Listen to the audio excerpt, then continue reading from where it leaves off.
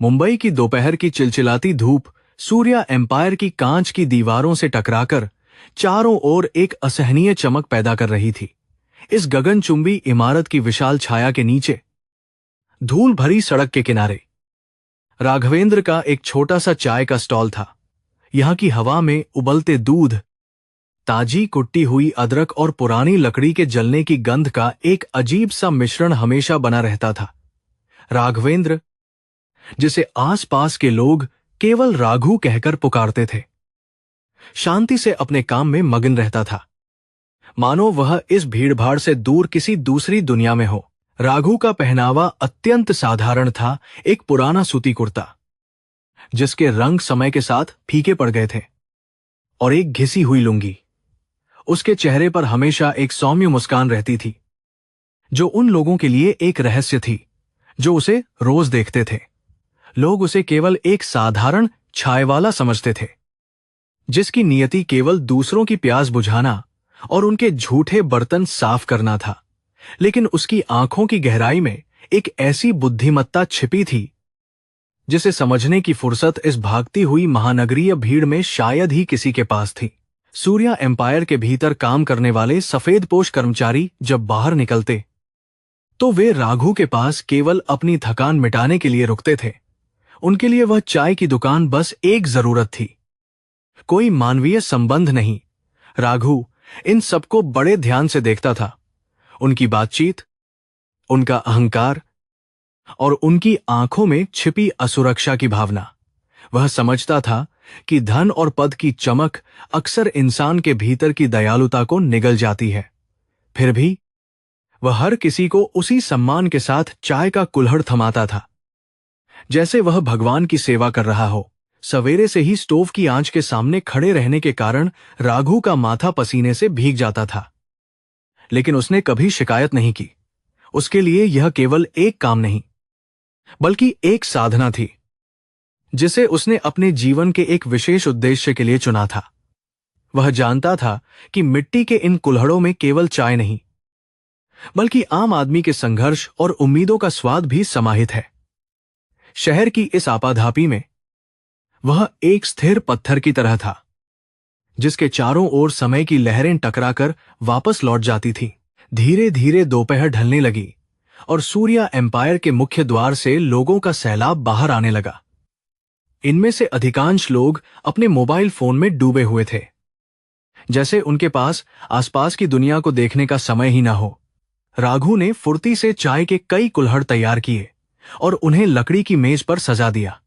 उसकी गति में एक लय थी, एक ऐसा अभ्यास जो बरसों की मेहनत से आता है। हर ग्राहक के साथ उसका व्यवहार संक्षिप्त लेकिन विनम्र होता था, जो उसकी परवरिश की सादगी को दर्शाता था।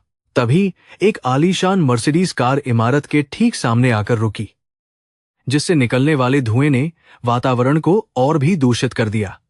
कार का दरवाजा खुला और अर्जुन मेहरा बाहर निकले, जो कंपनी के वरिष्ठ प्रबंधकों में से एक थे।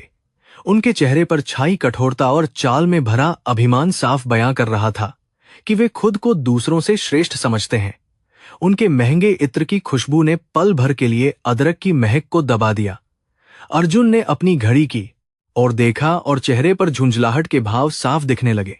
अर्जुन अपनी सफलता के नशे में इस कदर डूबे हुए थे कि उन्हें अपने नीचे काम करने वाले लोग केवल शतरंज की गोटियां लगते थे।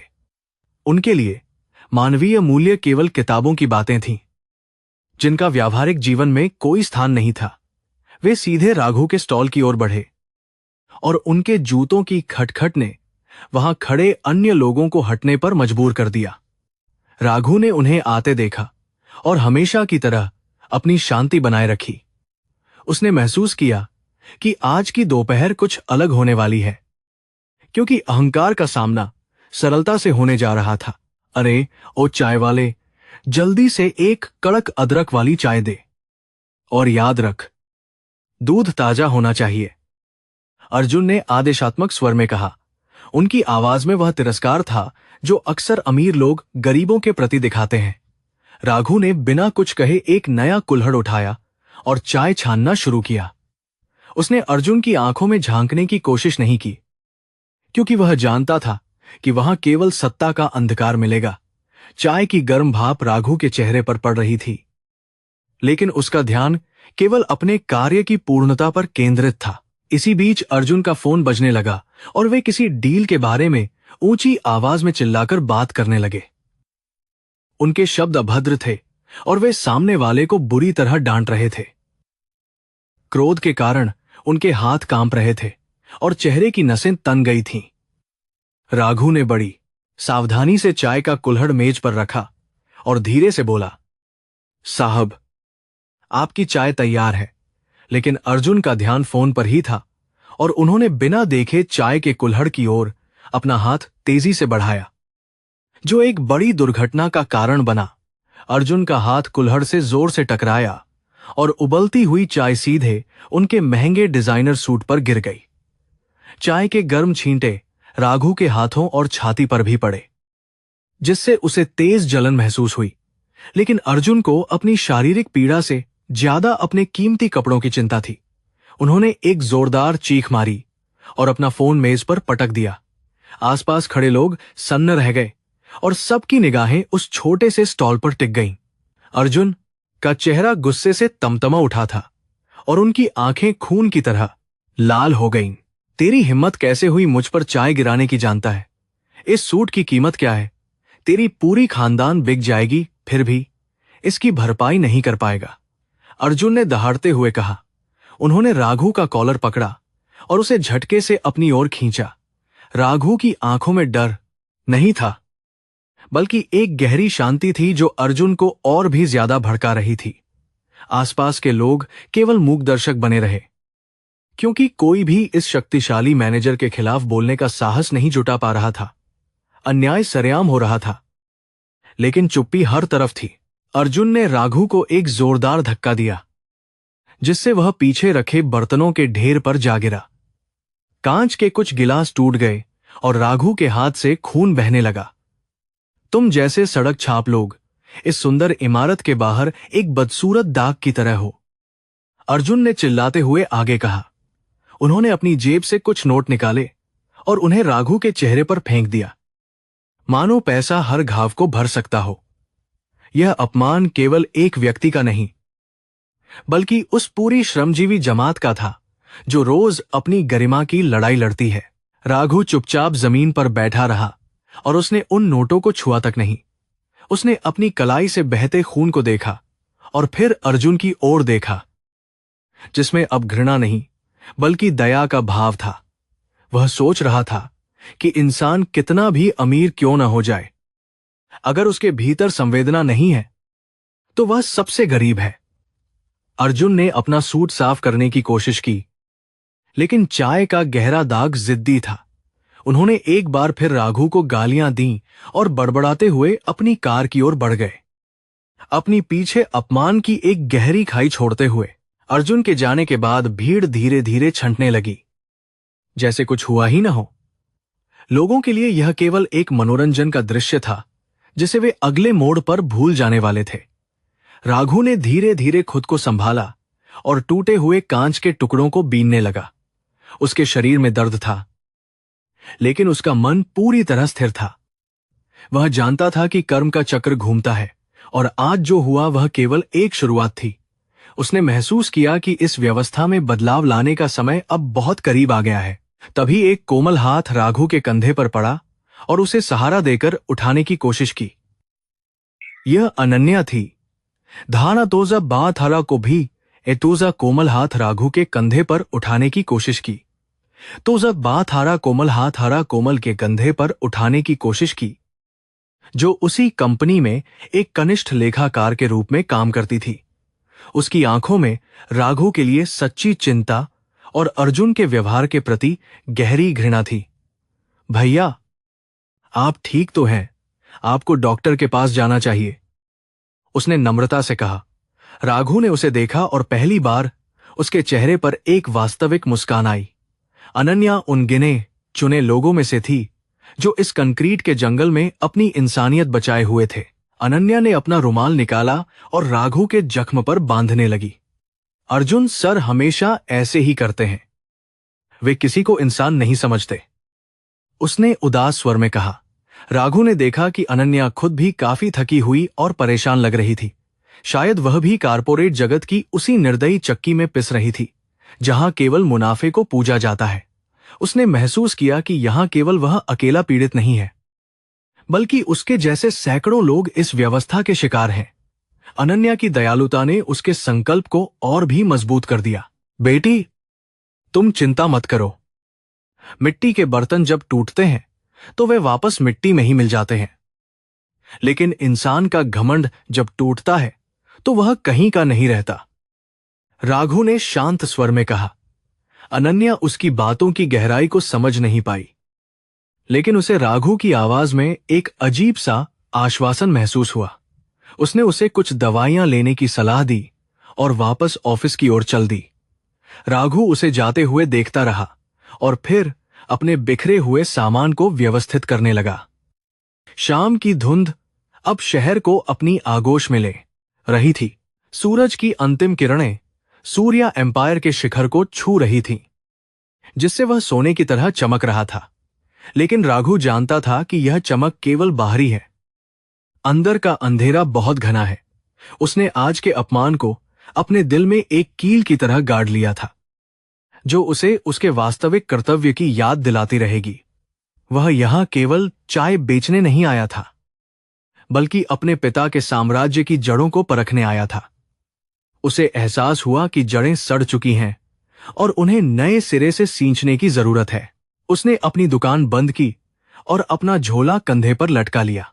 चलते समय उसका हाथ बार बार उस जगह जा रहा था जहां गरम चाय गिरी थी। वह जलन उसे याद दिला रही थी कि गरीब का पसीना और उसका दर्द कितना वास्तविक होता है।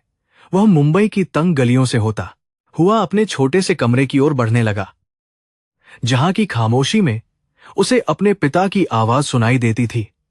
राघवेंद्र, साथी बना एक सान को एक भी एक सान में। कभी मत भूलना कि हम जहां से आए हैं वहीं हमारी असली ताकत है। पिता के वे शब्द उसके कानों में गूंज रहे थे। रात के सन्नाटे में राघु ने अपनी पुरानी डायरी निकाली और उसमें आज की घटनाओं का संक्षिप्त विवरण लिखा। उसने अर्जुन मेहरा का नाम विशेष रूप से रेखांकित किया। वह कोई बदला नहीं लेना चाहता था, बल्कि वह न्याय करना चाहता था।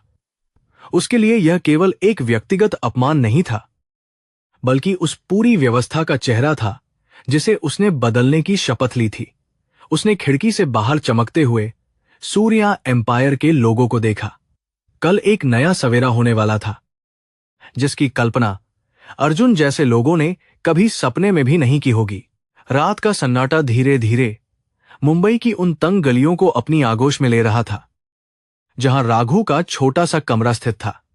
यहां की हवा में गंदी नालियों और सड़े हुए कचरे की तीखी गंध बसी हुई थी, जो चकाचौंध भरी दुनिया से कोसों दूर थी। राघु अपनी पुरानी खटिया पर लेटा हुआ छत की दरारों को देख रहा था, जहां से चांद की फीकी रोशनी छनकर अंदर आ रही थी। उसके शरीर का दर्द अब धीमा पड़ गया था, लेकिन मन में लगी चोट अभी भी ताजी थी और बुरी तरह कसक रही थी। अर्जुन मेहरा के वे कड़वे शब्द उसके कानों में किसी पिघले हुए शीशे की तरह गूंज रहे थे, जो उसकी आत्मा को छलनी कर रहे थे। तेरी पूरी खानदान बिक जाएगी। यह केवल एक धमकी नहीं थी, बल्कि एक इंसान द्वारा दूसरे इंसान के अस्तित्व को नकारने की पराकाष्ठा थी। राघु ने अपनी बंद आंखों के पीछे कर्म के सिद्धांत को याद किया, जिसे उसके पिता ने हमेशा सर्वोपरि माना था। वह जानता था कि नियति का न्याय अक्सर धीमा होता है, लेकिन वह इतना सटीक होता है कि उससे कोई भी अहंकारी बच नहीं सकता। उसके पिता स्वर्गीय जगन्नाथ राव ने सूर्या एम्पायर की नींव केवल ईंटों और सीमेंट से नहीं, बल्कि पसीने और ईमानदारी से रखी थी। उन्होंने हमेशा कहा था कि असली सफलता वही है जो समाज के अंतिम व्यक्ति के चेहरे पर मुस्कान ला सके। लेकिन आज उसी कंपनी की ऊंची दीवारों के पीछे बैठे लोग मानवता को भूल चुके थे और शक्ति के नशे में चूर थे। राघु को अपनी इस अग्नि परीक्षा का असली अर्थ अब समझ में आ रहा था, जो केवल गरीबी का अनुभव करने के लिए नहीं थी, बल्कि व्यवस्था की सड़न देखने के लिए थी। अचानक दरवाजे पर एक हल्की दस्तक हुई। जिसने राघु के विचारों की श्रृंखला को तोड़ दिया। उसने दरवाजा खोला तो सामने अनन्या खड़ी थी, जिसके हाथों में दवाइयों का एक छोटा सा पैकेट और कुछ फल थे। उसकी आंखों में अभी भी वही करुणा और सहानुभूति की चमक थी जो उसने दोपहर के समय देखी थी, इस बेगाना शहर में जहां हर कोई एक दूसरे को कुचलकर आगे बढ़ना चाहता था। अनन्या की यह छोटी सी कोशिश राघु के लिए ठंडी हवा के झोंके की तरह महसूस हुई, जिसने उसके घावों पर मरहम लगा दिया। राघु भैया, मैंने सोचा आपको दवाइयों की जरूरत होगी, इसलिए मैं चली आई, अनन्या ने धीरे से कहा और कमरे के भीतर कदम रखा। उसने वहां की सादगी और गरीबी को देखा, लेकिन उसके चेहरे पर कोई झिझक या घृणा नहीं थी। उसने राघु के हाथ पर पट्टी बांधी और ऑफिस के उस दमघोंटू माहौल के बारे में बात करने लगी। उसने बताया कि कैसे अर्जुन मेहरा जैसे अधिकारी छोटे कर्मचारियों का शोषण करते हैं और उन्हें मानसिक रूप से प्रताड़ित करते हैं, जिससे पूरा कार्यस्थल एक जेल की तरह बन गया है जहां सपने मर जाते हैं। अनन्या की आवाज में एक अजीब सा कंपन था जो उसके भीतर दबे हुए डर और हताशा को प्रकट कर रहा था। उसने साझा किया कि कैसे उसकी कड़ी मेहनत को नजरअंदाज किया जाता है और अर्जुन उसे बार बार नौकरी से निकालने की धमकी देता है। राघु ने महसूस किया कि यह केवल उसकी व्यक्तिगत समस्या नहीं थी, बल्कि एक पूरी पीढ़ी की त्रासदी थी। सूर्या एम्पायर की भव्यता के पीछे मासूम लोगों के सपनों की बलि दी जा रही थी, जिसे रोकना अब अनिवार्य हो गया था। उसे अपनी चुप्पी पर अब गहरी ग्लानि होने लगी थी। राघु ने महसूस किया कि उसका 6 महीने का नियम एक साधारण मजदूर की तरह रहने का व्रत अब अपने उद्देश्य को प्राप्त कर चुका था। उसने समाज के उस अंधेरे पक्ष को देख लिया था जिसे आलीशान गाड़ियों के बंद शीशों से कभी नहीं देखा जा सकता। उसके पिता ने उसे यहां जमीन से जुड़ने के लिए भेजा था और वह पूरी तरह से समाज की कड़वी सच्चाइयों से जुड़ चुका था। अब समय आ गया था कि वह अपनी असली पहचान को उजागर करे और उस सत्ता को चुनौती दे जो निरंकुश और संवेदनहीन हो चुकी थी। बेटी, बुरा वक्त हमेशा के लिए नहीं रहता। यह तो बस एक परीक्षा है जिससे हमें गुजरना पड़ता है, राघु ने अनन्या को सांत्वना देते हुए कहा। उसकी आवाज में अब एक नया आत्मविश्वास था जो अनन्या के लिए थोड़ा चौंकाने वाला था। उसे लगा जैसे सामने बैठा व्यक्ति कोई साधारण चाय वाला नहीं, बल्कि कोई महान ऋषि या अनुभवी मार्गदर्शक हो। राघु ने उसे वादा किया कि बहुत जल्द सब कुछ बदल जाएगा और सच्चाई की जीत होगी। अनन्या को पता नहीं था कि यह शब्द कितनी बड़ी शक्ति और सत्य को अपने भीतर समेटे हुए थे। अनन्या के जाने के बाद राघु ने अपने कमरे के कोने में रखी एक धूल भरी संदूक को खोला जिसे उसने महीनों से नहीं छुआ था। उसमें उसके महंगे सूट, आधिकारिक दस्तावेज और सूर्या एम्पायर की मुख्य मुहर रखी हुई थी। उसने उन कागजातों को छुआ और महसूस किया कि अब खेल के नियम पूरी तरह बदलने वाले थे। वह अर्जुन मेहरा जैसे लोगों को सबक सिखाने के लिए तैयार था जो पद की गरिमा और मानवता को भूल चुके थे। उसने रात भर जागकर अपनी रणनीति बनाई और महत्वपूर्ण ईमेल अपनी गुप्त टीम को भेज दिए। सुबह की पहली किरण के साथ ही राघु का संकल्प पूरी तरह से दृढ़ हो चुका था। उसने अपनी चाय की दुकान के ताले आखिरी बार देखे और मन ही मन उस जगह को नमन किया जिसने उसे जीवन का सबसे बड़ा और व्यावहारिक पाठ पढ़ाया था। उसने गरीबी के उस लिबास को उतार फेंका जिसने उसे बाहरी दुनिया से छिपा रखा था, लेकिन उसके भीतर की सादगी और संवेदना अभी भी बरकरार थी। उसे पता था कि आज का दिन इतिहास में दर्ज होगा और सूर्या एम्पायर की दीवारों के भीतर एक बड़ा परिवर्तन आएगा। राघु ने अपने पुराने कमरे से बाहर कदम रखा और सीधे सूर्या एम्पायर की मुख्य सड़क की ओर रुख किया, जहां अब वह एक ग्राहक या मजदूर बनकर नहीं, बल्कि मालिक बनकर जाने वाला था। उसके मन में कोई प्रतिशोध नहीं था, बल्कि एक गहरा दायित्व बोध था कि वह अपने पिता के आदर्शों को फिर से जीवित करे। मुंबई की गलियां अब भी वैसी ही व्यस्त थीं, लेकिन राघु की निगाहें अब एक नए और न्यायपूर्ण भविष्य की ओर देख रही थी। उसने महसूस किया कि असली मालिक वह है जो दूसरों का दुख समझता है। रास्ते में चलते हुए उसने उन सभी छोटे दुकानदारों को देखा जो रोज कुचले जाते थे। उसे एहसास हुआ कि शक्ति का सही उपयोग केवल तभी संभव है जब वह न्याय के साथ जुड़ी हो। उसने अपने फोन से एक नंबर मिलाया जिसे उसने महीनों से ब्लॉक कर रखा था। मैं वापस आ रहा हूं, बोर्ड मीटिंग की तैयारी करो, उसने संक्षिप्त रूप से कहा। फोन के दूसरी तरफ सन्नाटा छा गया, क्योंकि राघवेंद्र का वापस आना उस साम्राज्य के लिए किसी चमत्कार से कम नहीं था जिसे लोग लावारिस समझने लगे थे। उसने एक टैक्सी रोकी और उसे सूर्या एम्पायर चलने को कहा। ड्राइवर ने उसे हैरानी से देखा, क्योंकि एक साधारण दिखने वाला व्यक्ति इतनी बड़ी जगह पर इतने आत्मविश्वास के साथ जा रहा था। राघु ने खिड़की से बाहर देखा और पुरानी यादों को ताजा किया। उसके पिता ने हमेशा उसे सिखाया था कि ऊंचाइयों पर पहुंचकर भी जमीन को नहीं भूलना चाहिए। आज वह समाल को लेक हर एक ऐसकल बड़ी जमीन को 2 साल अदीने उसी जमीन की धूल और दर्द को अपने साथ लेकर वापस जा रहा था, ताकि वह ऊपर बैठे लोगों की आंखों का पर्दा हटा सके और उन्हें सच दिखा सके। जब टैक्सी इमारत के पास पहुंची तो राघु ने देखा कि सुरक्षाकर्मी अभी भी उसी रूखेपन से लोगों को हटा रहे थे। उसने सोचा कि कैसे एक छोटी सी वर्दी भी इंसान को अहंकारी बना देती है। उसने टैक्सी का किराया दिया और धीरे से बाहर निकला। उसके पास कोई महंगा सूट नहीं था, क्योंकि वह अपनी सादगी के साथ ही प्रवेश करना चाहता था। वह देखना चाहता था कि उसकी संस्था में बाहरी दिखावे को कितनी अहमियत दी जाती है। उसने एक गहरी सांस ली और मुख्य द्वार की ओर अपने कदम बढ़ाए। उसके मन में अनन्या का चेहरा घूम रहा था, जो अन्याय सहकर भी चुप थी। वह अर्जुन मेहरा की वे चीखें याद कर रहा था जो इंसानियत को गाली दे रही थी। ये सभी स्मृतियां उसे कमजोर नहीं बल्कि और भी मजबूत बना रही थी। उसे पता था कि आज उसे केवल एक पद नहीं संभालना है, बल्कि एक बिगड़ी हुई संस्कृति को सुधारना है।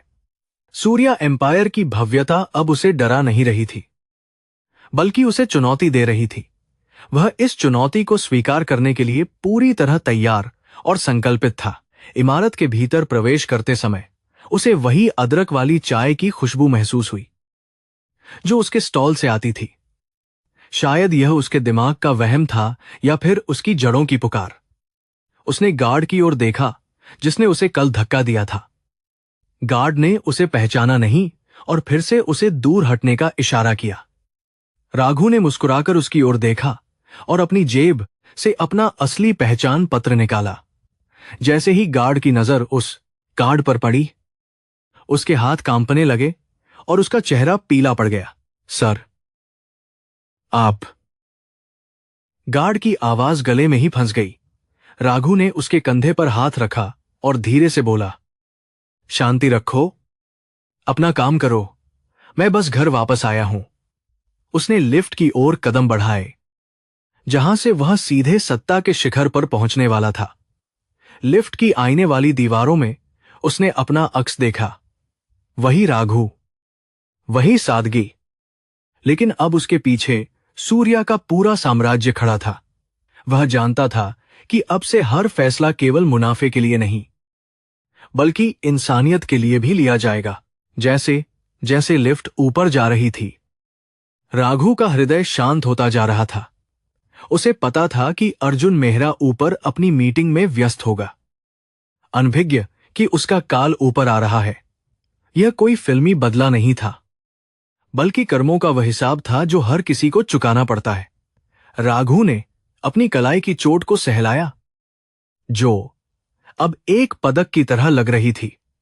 वह तैयार था उस अंधेरे को चीरने के लिए जिसने उसके पिता के सपनों को धुंधला कर दिया था। नया सवेरा अब शुरू हो रहा था। लिफ्ट का दरवाजा खुला और राघु सीधे बोर्ड रूम की ओर बढ़ा। वहां सन्नाटा था, लेकिन हवा में एक तनाव महसूस किया जा सकता था। उसने देखा कि कंपनी के सभी बड़े अधिकारी वहां मौजूद थे, जो एक नए नेतृत्व की प्रतीक्षा कर रहे थे।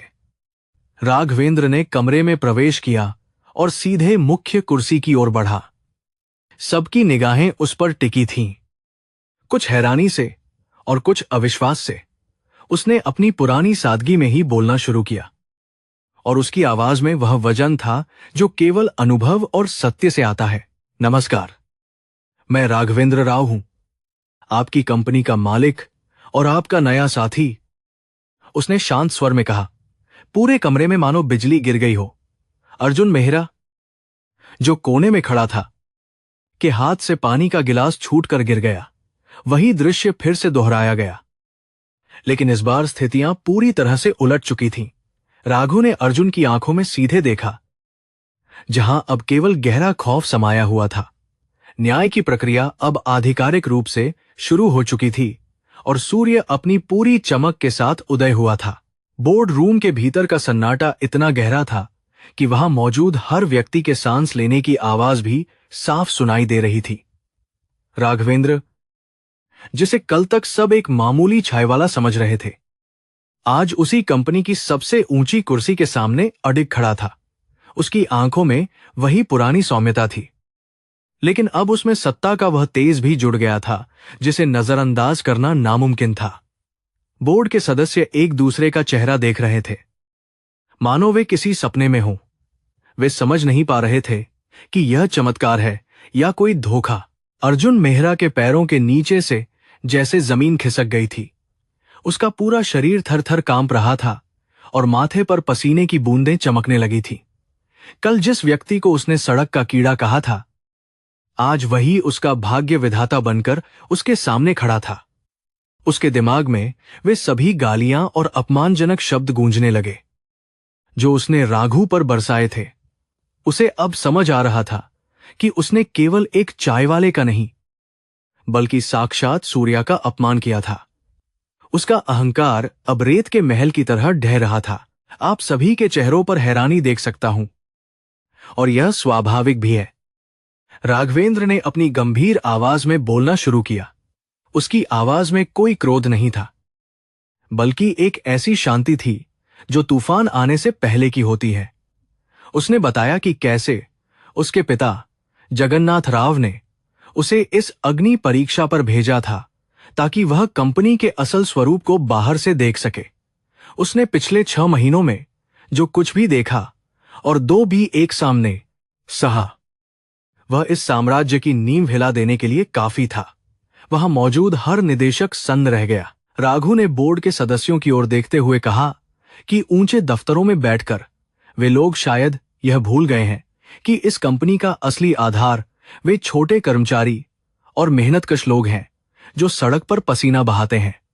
उसने जोर देकर कहा कि सूर्या एम्पायर की प्रगति केवल मुनाफे के आंकड़ों से नहीं, बल्कि उस सम्मान से मापी जाएगी जो वह अपने सबसे निचले स्तर के कर्मचारियों को देती है।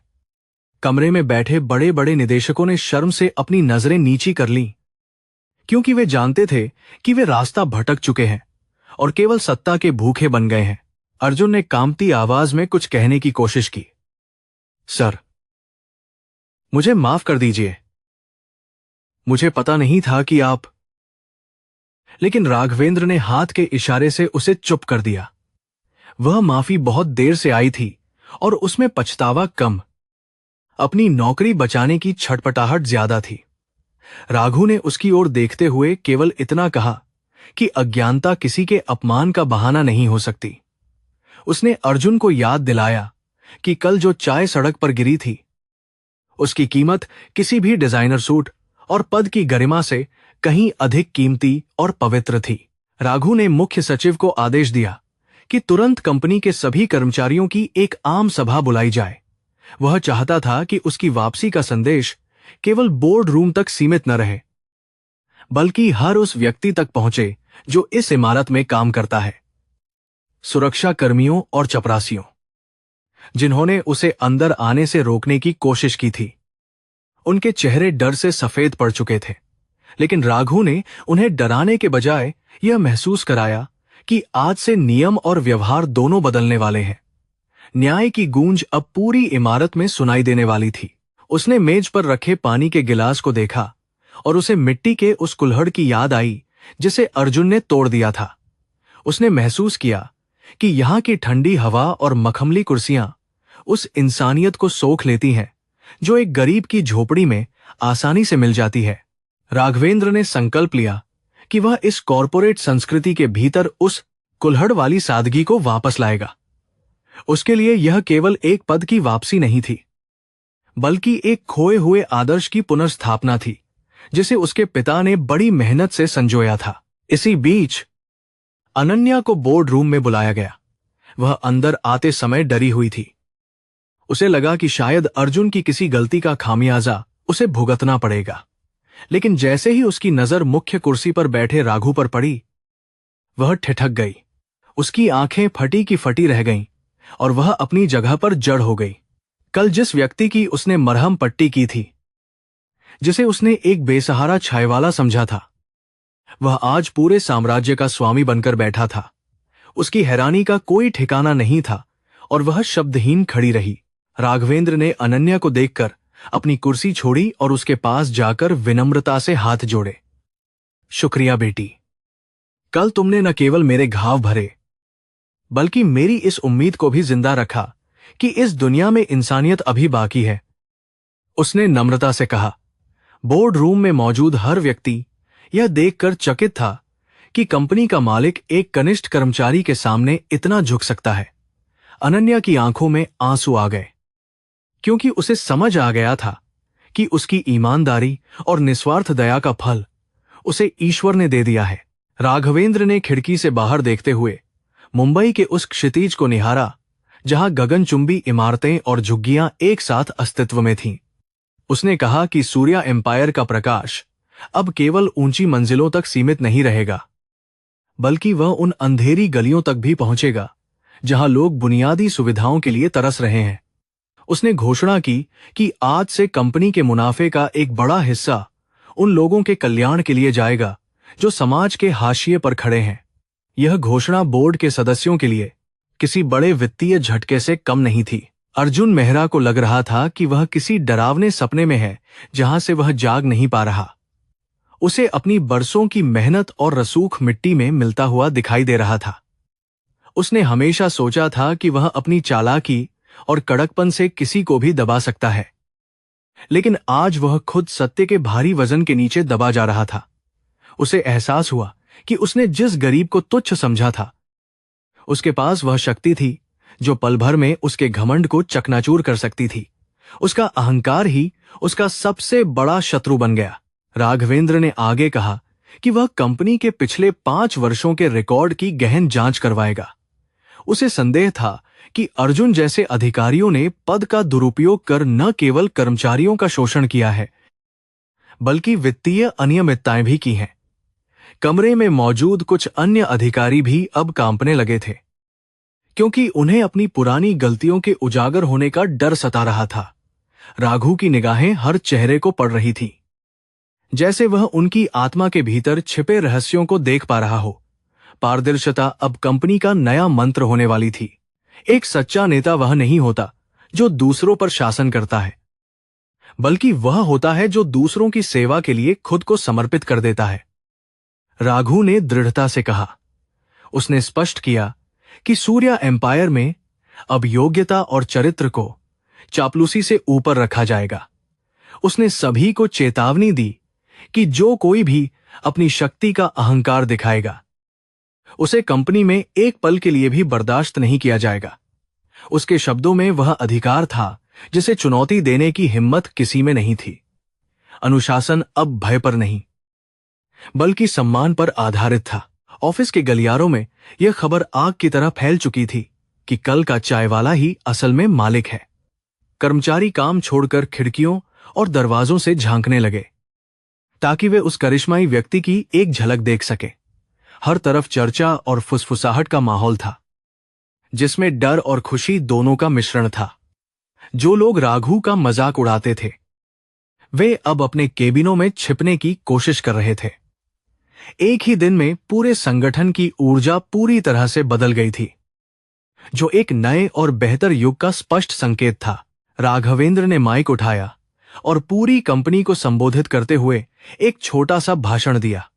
उसने किसी का नाम लेकर उसे नीचा नहीं दिखाया, बल्कि एक सामूहिक जिम्मेदारी की बात की। उसने कहा कि हम सब एक परिवार हैं और हर सदस्य की गरिमा की रक्षा करना मेरा पहला कर्तव्य है। उसके शांत शब्दों ने उन हजारों कर्मचारियों के दिलों में उम्मीद की किरण जगा दी, जो अब तक केवल एक निर्जीव मशीन के पुर्जे की तरह काम कर रहे थे। लोग तालियां बजाना चाहते थे, लेकिन वे आदर और आश्चर्य के कारण अभी भी स्तब्ध थे। अपनी नई भूमिका में बैठने के बाद भी राघु को अपनी उस पुरानी दुकान की याद सता रही थी। उसे लगा कि वहां जो सुकून और वास्तविक संबंध थे, वह शायद इस वातानुकूलित कमरे की कृत्रिमता में कभी नहीं मिल पाएगा। उसने महसूस किया कि असली शांति पद या प्रतिष्ठा में नहीं, बल्कि अपने सत्य पर टिके रहने में है। उसने अपनी मेज पर रखे एक पीतल के कलश को छुआ और अपने पिता को याद किया। उसे लगा कि आज उसके पिता ऊपर से देखकर मुस्कुरा रहे होंगे कि उनका बेटा अपनी सबसे कठिन परीक्षा में सफल रहा है। मीटिंग खत्म होने के बाद राघु ने अर्जुन को अकेले में रुकने का इशारा किया। अर्जुन की धड़कनें तेज हो गईं और उसका चेहरा पसीने से तरबतर हो गया। उसे लगा कि अब उसके खिलाफ सख्त कानूनी कार्रवाई की जाएगी या उसे सरेआम अपमानित करके निकाला जाएगा। लेकिन राघु केवल उसकी ओर देखता रहा। उसकी आंखों में कोई निजी गुस्सा नहीं था। यह खामोशी अर्जुन के लिए किसी भी शारीरिक सजा से ज्यादा दर्दनाक थी। वह अपनी नजरें नहीं उठा पा रहा था और उसकी जुबान जैसे तालू से चिपक गई थी। अर्जुन, कल तुमने कहा था कि मेरी पूरी खानदान बिक जाएगी। आज मैं तुम्हें वह अवसर देता हूं कि तुम अपनी योग्यता साबित कर सको। राघु ने शांत स्वर में कहा। उसने अर्जुन को सस्पेंड करने के बजाय उसे एक ऐसी सजा दी जिसकी उसने कभी कल्पना नहीं की थी। उसे अगले 1 महीने तक कंपनी के कैंटीन में चाय परोसने और मेज साफ करने का काम सौंपा गया। यह सजा नहीं, बल्कि उसे जमीन की हकीकत से रूबरू कराने का एक तरीका था। अर्जुन के लिए यह उसके अहंकार की सबसे बड़ी और शर्मनाक हार थी। अर्जुन के पास कोई विकल्प नहीं था। उसे यह शर्त माननी पड़ी क्योंकि वह जानता था कि उसकी सारी काली करतूतें अब राघु के पास हैं। वह सिर झुकाकर कमरे से बाहर निकल गया, जबकि राघु फिर से अपनी फाइलें देखने लगा। सूर्य एम्पायर के बाहर सूरज अब ढल रहा था, लेकिन कंपनी के भीतर एक नया सूरज उदय हो चुका था। राघवेंद्र ने अपनी डायरी बंद की और महसूस किया कि न्याय की पहली सीढ़ी सफलतापूर्वक चढ़ ली गई है। अभी बहुत कुछ बदलना बाकी था और संघर्ष का यह नया रूप और भी चुनौतीपूर्ण था। अनन्या अब अपने डेस्क पर बैठी थी। उसकी आंखों में खुशी और आश्चर्य के आंसू थे। उसे विश्वास नहीं हो रहा था कि जिस गरीब की उसने मदद की थी, वह उसके जीवन को बदलने वाला मसीहा निकलेगा। उसने अपनी मेज पर रखे पानी के गिलास को देखा और मुस्कुरा दी। पूरे ऑफिस में अब एक नई लहर दौड़ रही थी, लहर ईमानदारी और बराबरी की। राघवेंद्र ने साबित कर दिया था कि एक चाय वाला केवल चाय नहीं बनाता, बल्कि वह समाज के कड़वे सच को घोलकर उसे बदलने की ताकत भी रखता है। अगली सुबह सूर्या एम्पायर की सबसे ऊपरी मंजिल पर स्थित वह आलीशान कॉन्फ्रेंस हॉल किसी साधारण मीटिंग रूम जैसा नहीं लग रहा था। वहां का वातावरण किसी न्यायाधिकरण जैसा गंभीर और शांत था, जहां हर सांस के साथ जिम्मेदारी का भारी एहसास जुड़ा हुआ था। राघवेंद्र खिड़की के पास खड़ा नीचे की व्यस्त सड़कों को देख रहा था, जहां से वह अभी कुछ दिन पहले तक धूल फांकता था। उसके चेहरे पर कोई शिकन नहीं थी, केवल एक गहरा संकल्प था जो उसे अपने पिता के अधूरे सपनों को पूरा करने के लिए प्रेरित कर रहा था। तभी कमरे का दरवाजा धीरे से खुला और अर्जुन मेहरा अंदर दाखिल हुए। आज उनके बदन पर वह महंगा डिजाइनर सूट नहीं था, बल्कि कंपनी के कैंटीन स्टाफ की नीली और सफेद वर्दी थी। उनके चेहरे का वह पुराना तेज और अहंकार अब पूरी तरह गायब हो चुका था। उनके हाथों में चाय के कुछ कुल्हड़ थे, जिन्हें वे मेज पर सजाने के लिए लाए थे। बोर्ड के सदस्य अपनी कुर्सियों पर जम गए थे, क्योंकि उन्होंने कभी सपने में भी नहीं सोचा था कि उनका सबसे शक्तिशाली मैनेजर इस हाल में दिखेगा। राघवेंद्र ने पीछे मुड़कर देखा और अर्जुन की आंखों में सीधे झांका। वहां अब केवल आत्मग्लानि और शर्म का समंदर हिलोरे मार रहा था। राघु ने मेज पर रखे उन मिट्टी के कुल्हड़ों की ओर इशारा किया और धीमी लेकिन वजनदार आवाज में बोला, अर्जुन, क्या तुम्हें याद है कि कल इसी चाय ने तुम्हारे सूट को गंदा कर दिया था? आज तुम खुद वही चाय दूसरों को परोस रहे हो। क्या तुम्हें अब समझ आया कि इंसान का मूल्य उसके लिबास से नहीं, बल्कि उसके व्यवहार और उसकी नीयत से तय होता है? अर्जुन की गर्दन झुकी हुई थी और उनके पास कहने के लिए कोई शब्द नहीं थे। राघु ने हाथ के इशारे से कमरे के पिछले दरवाजे को खोलने का संकेत दिया। वहां से 3 और लोग अंदर आए, एक बूढ़ा सफाई कर्मचारी, एक सुरक्षा गार्ड और एक साधारण चपरासी। ये वे लोग थे जिन्हें अर्जुन ने पिछले कई महीनों में बार बार अपमानित किया था। उनकी आंखों में डर और संकोच था, क्योंकि उन्हें कभी भी इस आलीशान कमरे में प्रवेश करने की अनुमति नहीं दी गई थी। आज वे न्याय के साक्षी बनने आए थे। इन चेहरों को ध्यान से देखो। अर्जुन, राघवेंद्र ने आगे कहा, ये वे हाथ हैं जो इस इमारत को साफ रखते हैं, जो हमारी सुरक्षा करते हैं और जो हमारे हर छोटे काम को संभव बनाते हैं। तुमने इन्हें केवल अपनी पद की ताकत से कुचलने की कोशिश की। तुमने समझा कि जिसके पास पैसा नहीं है उसके पास सम्मान भी नहीं है। राघवेंद्र की आवाज में एक ऐसी गूंज थी जिसने हॉल की हर दीवार को झकझोर कर रख दिया। बोर्ड के सदस्य अपनी सांसें रोके हुए इस ऐतिहासिक क्षण को देख रहे थे। अनन्या भी कमरे के एक कोने में खड़ी थी और उसकी आंखों से आंसू बह रहे थे। उसे विश्वास नहीं हो रहा था कि न्याय इतनी जल्दी और इतने प्रभावशाली ढंग से हो सकता है। उसने देखा कि कैसे एक शक्तिशाली व्यक्ति अपने कर्मों के जाल में खुद ही फंस गया था। राघवेंद्र ने उन गरीब कर्मचारियों को अपने पास बुलाया और उन्हें सबसे आगे की कुर्सियों पर बैठने के लिए कहा। यह एक ऐसा दृश्य था जिसने कॉरपोरेट जगत के स्थापित नियमों को पूरी तरह से उलट दिया था और इंसानियत को सर्वोच्च स्थान पर बिठा दिया था। राघु ने एक पुरानी डायरी निकाली और उसमें लिखे कुछ नामों और तिथियों को पढ़ना शुरू किया। यह उन घटनाओं का ब्यौरा था जिन्हें उसने चाय की दुकान पर रहते हुए नोट किया था। उसने बताया कि कैसे अर्जुन ने गरीब मजदूरों के फंड में कटौती की थी और अपने व्यक्तिगत विलासिता के लिए कंपनी के संसाधनों का दुरुपयोग किया था। अर्जुन का चेहरा अब पीला पड़ गया था और उसके माथे से पसीने की बूंदें टपक कर उसके नए वर्दी पर गिर रही थीं।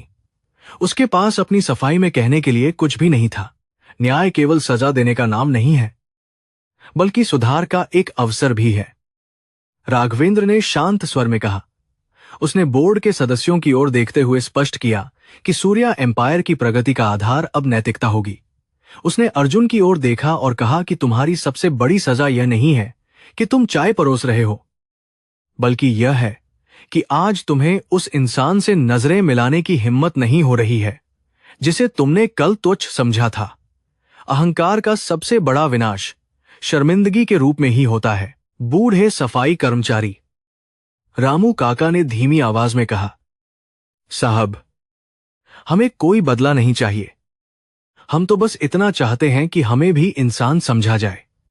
इन सरल शब्दों ने कमरे में मौजूद हर व्यक्ति के दिल को कचोट दिया। राघवेंद्र ने महसूस किया कि यही वह असली भारत है जिसे वह बचाना चाहता था।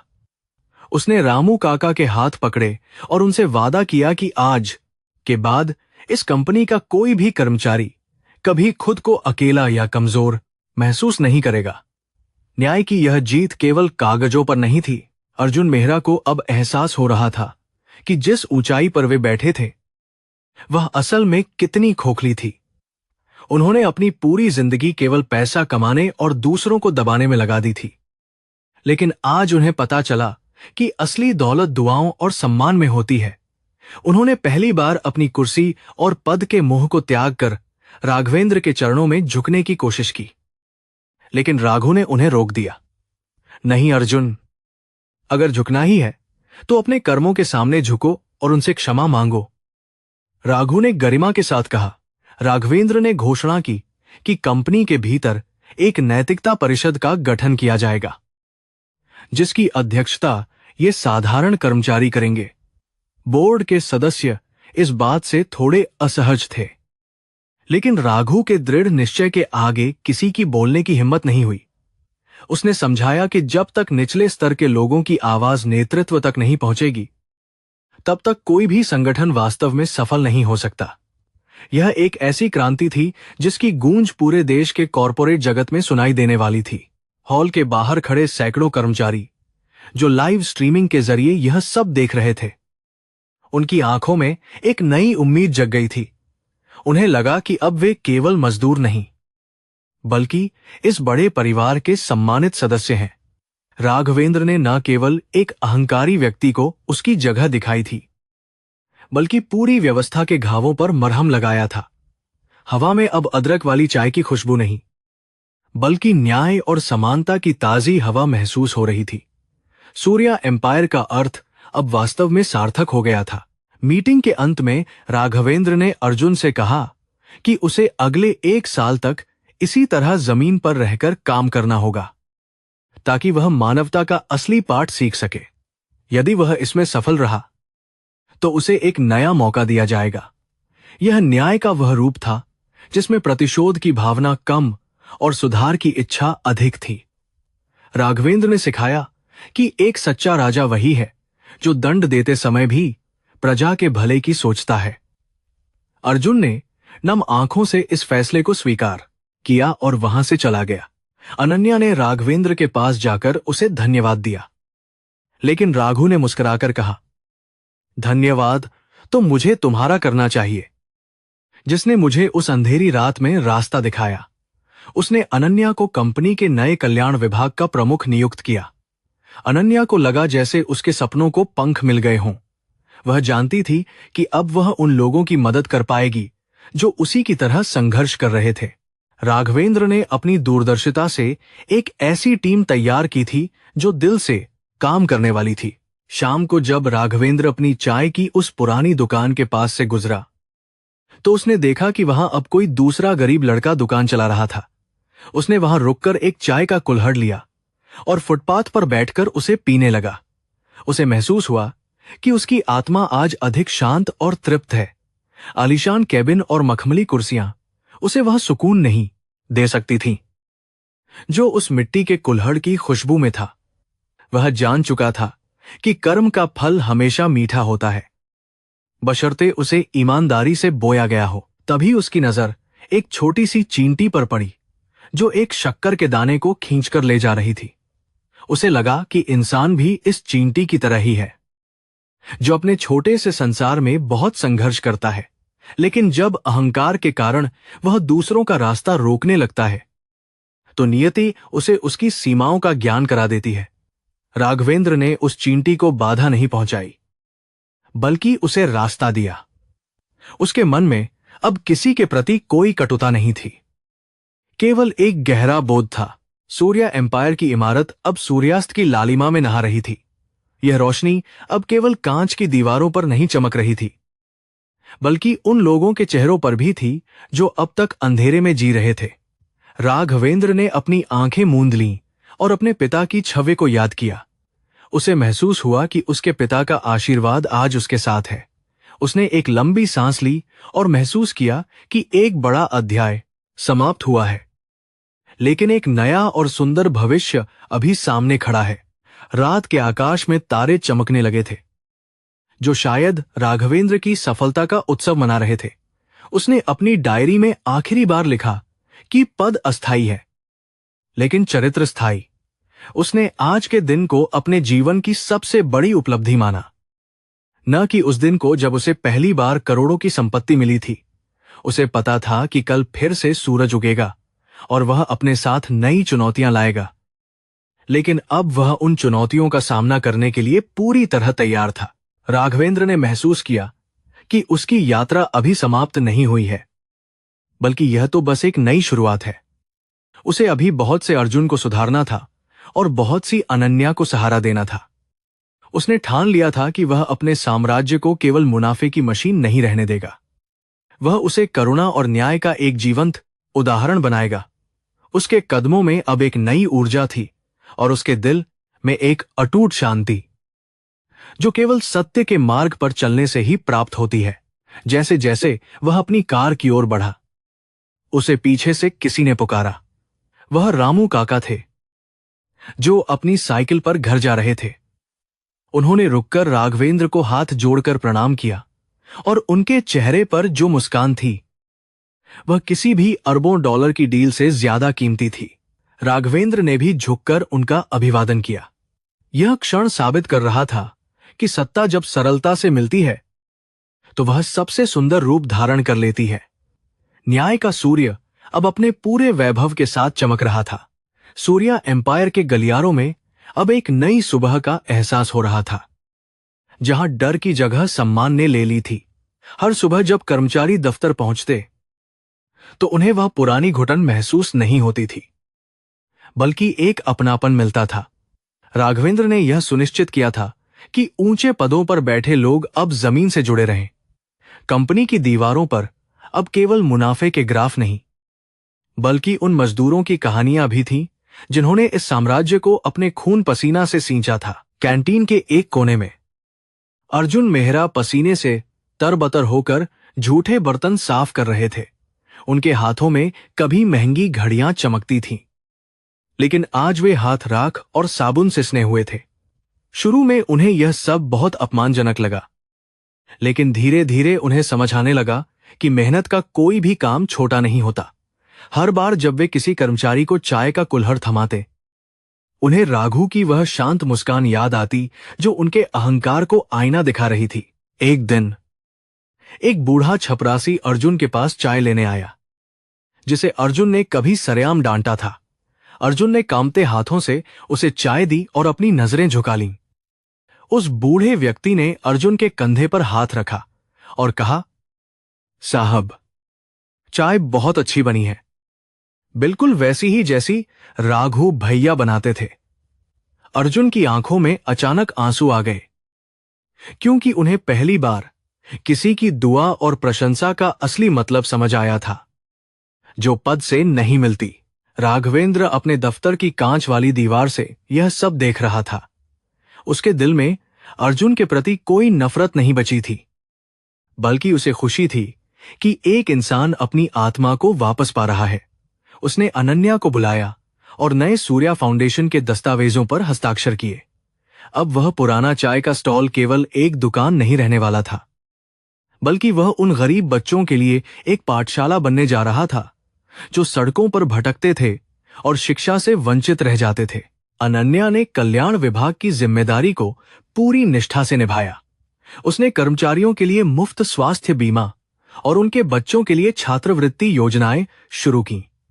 वह अक्सर उन झुग्गियों का दौरा करती जहां मजदूर रहते थे, ताकि उनकी वास्तविक समस्याओं को समझ सके। राघवेंद्र ने उसे वह पूरी आजादी दी थी जिसकी उसने कभी कल्पना भी नहीं की थी। अब सूर्या एम्पायर केवल एक इमारत नहीं, बल्कि हजारों उम्मीदों का एक चमकता हुआ केंद्र बन चुका था, जहां हर सपना महत्वपूर्ण था। शहर के लोग अब सूर्या एम्पायर को एक अलग नजरिए से देखने लगे थे। राघवेंद्र ने सरेआम घोषणा की थी कि व्यापार का अंतिम लक्ष्य केवल पैसा कमाना नहीं, बल्कि समाज का उत्थान करना है। उसने अपनी कंपनी के ऊंचे लाभांश को कम करके उसे कर्मचारियों के वेतन और कल्याण में निवेश किया। कई विशेषज्ञों ने इसे व्यावसायिक दृष्टि से गलत बताया, लेकिन राघु जानता था कि संतुष्ट कर्मचारी ही किसी भी कंपनी की सबसे बड़ी और स्थायी पूंजी होते हैं, जो संकट में भी साथ देते हैं। उस पुराने फुटपाथ पर, जहां कभी राघु का स्टॉल था, अब एक सुंदर पत्थर का स्मारक बन गया था, जिस पर लिखा था, इंसानियत ही सबसे बड़ा धर्म है। शाम के वक्त वहां मुफ्त में चाय बांटी जाती थी और गरीब बच्चे वहां बैठकर अपनी पढ़ाई करते थे। राघवेंद्र अक्सर अपनी महंगी कार छोड़कर पैदल वहां आता और बच्चों के साथ बैठकर उनकी बातें सुनता। उसे उन मासूम चेहरों में अपना बीता हुआ कल और एक बेहतर भविष्य दिखाई देता था, जो उज्जवल था। अर्जुन की सजा की अवधि अब समाप्त होने वाली थी। राघवेंद्र ने उसे अपने निजी केबिन में बुलाया, जहां कभी वे दोनों मालिक और कर्मचारी की तरह नहीं, बल्कि अहंकार और सरलता के रूप में मिले थे। अर्जुन के चेहरे पर अब वह पुरानी धौंस नहीं थी, बल्कि एक अजीब सी शांति थी। उसने राघवेंद्र के सामने अपनी रिपोर्ट पेश की, जिसमें उसने कैंटीन के प्रबंधन को बेहतर बनाने के कई सुझाव दिए थे। राघु ने मुस्कुराकर उसे देखा और उसे अपने पास सम्मान से बैठने को कहा। अर्जुन, तुमने इस एक महीने में जो सीखा, क्या वह तुम्हारी MBA कि डिग्री से ज्यादा कीमती नहीं था? राघु ने पूछा। अर्जुन ने सिर झुकाकर सहमति जताई और स्वीकार किया कि उसने जीवन का सबसे बड़ा पाठ उन्हीं गंदे बर्तनों और चाय की भाप के बीच सीखा है। उसने राघवेंद्र से माफी मांगी, लेकिन इस बार वह माफी दिल से थी, किसी मजबूरी से नहीं। राघु ने उसे गले लगाया और उसे कंपनी के नैतिकता और संचालन विभाग का नया निदेशक नियुक्त कर दिया। राघवेंद्र ने मेज पर रखे 2 मिट्टी के कुल्हड़ उठाए और एक अर्जुन की ओर बढ़ाया। यह मिट्टी हमें याद दिलाती है कि हम सब एक ही स्रोत से आए हैं और अंत में इसी में मिल जाना है, उसने दार्शनिक अंदाज में कहा। अर्जुन ने उस कुल्हड़ को बहुत सम्मान के साथ पकड़ा और चाय की चुस्की ली। उसे लगा कि उस साधारण चाय का स्वाद आज किसी भी महंगे कैपुचिनो से कहीं ज्यादा बेहतर और संतोषजनक था, क्योंकि इसमें अब अहंकार का कोई कड़वापन नहीं था। मुंबई की बारिश अब शुरू हो चुकी थी, जो शहर की सारी धूल और गंदगी को धो रही थी। राघवेंद्र अपनी बालकनी में खड़ा होकर इस दृश्य का आनंद ले रहा था। उसे लगा कि कर्म का यह चक्र अब पूरा हो चुका है। उसने अपने पिता के सपने को न केवल बचाया था, बल्कि उसे एक नई दिशा भी दी थी। सूर्य का प्रकाश अब केवल ऊंचाइयों को नहीं छू रहा था, बल्कि वह पाताल की गहराइयों तक पहुंचकर उन लोगों के जीवन के अंधकार को मिटा रहा था। अनन्या ने आकर उसे सूचित किया कि फाउंडेशन के तहत पहली पाठशाला का उद्घाटन अगले सप्ताह है। राघु ने उसे निर्देश दिया कि रिबन काटने के लिए किसी बड़े नेता को नहीं, बल्कि सबसे पुराने कर्मचारी रामू काका को बुलाया जाए। वह चाहता था कि सम्मान का असली हकदार वह व्यक्ति हो जिसने अपनी पूरी जिंदगी इस संस्था को दी है। अनन्या की आंखों में चमक थी, क्योंकि वह जानती थी कि उसके मालिक की सोच कितनी महान और जमीनी है, जो सबको साथ लेकर चलती है। जैसे जैसे समय बीता, सूर्या एम्पायर भारत की सबसे सम्मानित कंपनियों में से एक बन गई। लोग वहां काम करना एक गर्व की बात समझने लगे थे। राघवेंद्र ने कभी भी अपने वैभव का प्रदर्शन नहीं किया। वह आज भी वही साधारण कुर्ता पहनता और वही सादगी भरा जीवन जीता। उसने साबित कर दिया था कि धन एक उपकरण है, मालिक नहीं। उसकी कहानी अब मुंबई की गलियों में एक लोक कथा की तरह सुनाई जाती थी, जो हर इंसान को कर्म और न्याय पर विश्वास दिलाती थी। एक शाम जब राघवेंद्र समुद्र के किनारे टहल रहा था, उसने एक छोटे बच्चे को देखा जो खिलौने बेच रहा था। उसने उस बच्चे को अपने पास बुलाया और उसके सारे खिलौने खरीद लिए। उसने बच्चे से कहा कि वह कल से स्कूल जाए और उसका सारा खर्च सूर्या फाउंडेशन उठाएगा। बच्चे की आंखों में जो खुशी थी, वही राघवेंद्र की असली कमाई थी। उसे लगा कि भगवान ने उसे यह सब कुछ केवल दूसरों के आंसू पोंछने और समाज में न्याय स्थापित करने के लिए दिया है। कर्मा का नियम वास्तव में अटल है।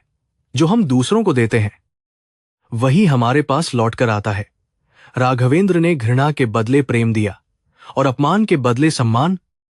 इसलिए आज उसे वह सब कुछ मिला जो करोड़ों रुपयों से नहीं खरीदा जा सकता था।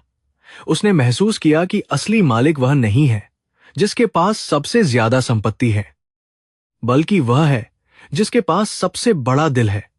उसने आकाश की ओर देखा और अपने पिता को एक मूक धन्यवाद दिया जिसकी शिक्षा आज रंग लाई।